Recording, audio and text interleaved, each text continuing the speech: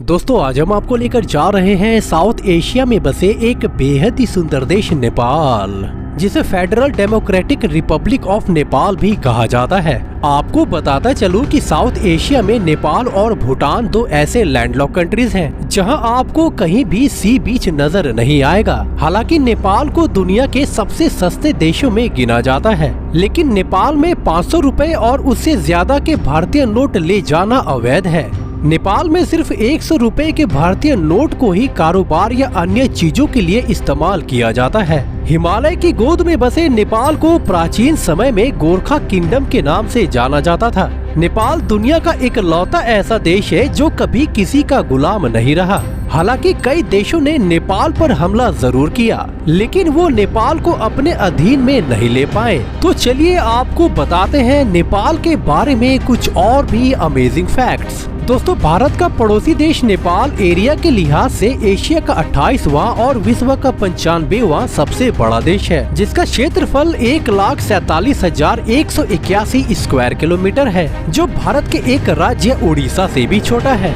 वही देश की आबादी 3 करोड़ 10 लाख के करीब है, जिसमें 76% लोग गांव में रहते हैं, जबकि 24% लोग शहर में बसे हुए हैं। डेंसिटी की बात करें तो 207 लोग आपको पर स्क्वायर किलोमीटर में नजर आएंगे। वहीं जेंडर रेशियो पर नजर डालें तो नेपाल में 95 पुरुषों पर 100 महिलाएं पाई जाती हैं। +977 नेपाल का कॉलिंग कोड है और भारत देश की तरह ही लोग यहाँ बाईं ओर गाड़ी चलाते हैं। नेपाली रुपया देश में चलने वाली करेंसी है, जो कि एक नेपाली रुपया भारत के 0.63 रुपए के बराबर है। भाषा की बात करें तो नेपाली यहाँ की ऑफिशियल लैंग्वेज है, जो यहाँ के अधिकतर लोगों द्वारा बोली जाती है। इसके अलावा नेपाल में 124 भाषाओं का इस्तेमाल किया जाता है, जो दुनिया में सबसे ज्यादा भाषाएं बोलने वाले देशों की सूची में 16वें नंबर पे आता है। वैसे आपकी जानकारी के लिए बता दूं, पापुआ न्यू गिनी में दुनिया की सबसे ज्यादा भाषाएं बोली जाती हैं, जो करीब 840 के करीब है। दोस्तों काठमांडू नेपाल की राजधानी और सबसे बड़ा शहर है, जिसे प्राचीन समय के दौरान कांतिपुर के नाम से जाना जाता था,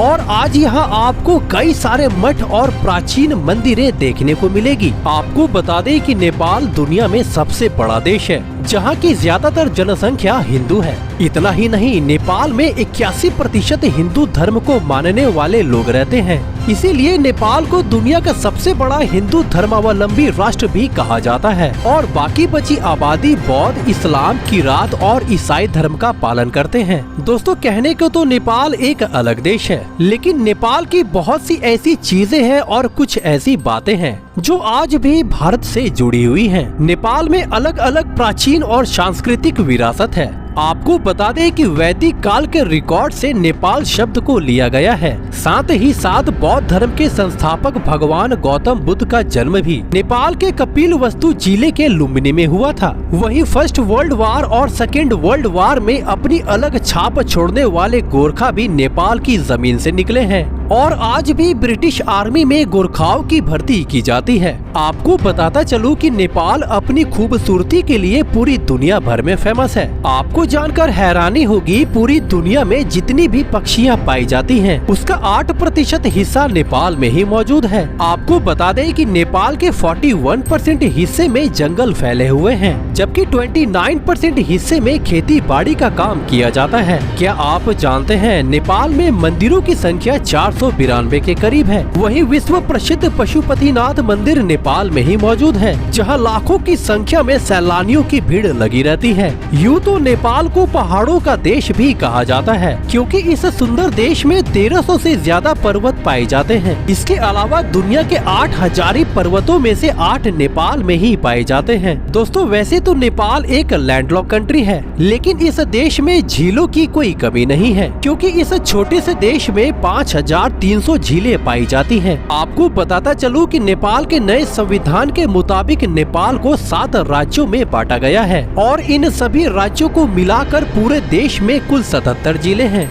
क्या आपको पता है कि गाय नेपाल का राष्ट्रीय पशु है और दाल भात यहाँ का नेशनल फूड है? दोस्तों वैसे तो नेपाल एक बहुत ही सुंदर और शांति शांति प्रिय देश है और यहाँ नेचुरल ब्यूटी आपको हर जगह नजर आएगी। आपको बताता चलूँ कि नेपाल में ऐसी कई प्लेसेस हैं जहाँ हर साल लाखों की संख्या में सैलानी टूट पड़ते हैं, जैसे काठमांडू, पोखरा, पाटन, चितवन नेशनल पार्क, खुम्बू, नगरकोट, जनकपुर, लुम्बिनी, भक्तपुर और पशुपतिनाथ मंदिर। इसके अलावा नेपाल में ऐसी कई जगह और चीजें हैं जहां जाकर आप इंजॉय कर सकते हैं। तो दोस्तों आज के लिए बस इतना ही। चलिए तो आपसे फिर मिलते हैं एक नए वीडियो में। जय हिंद, जय भारत।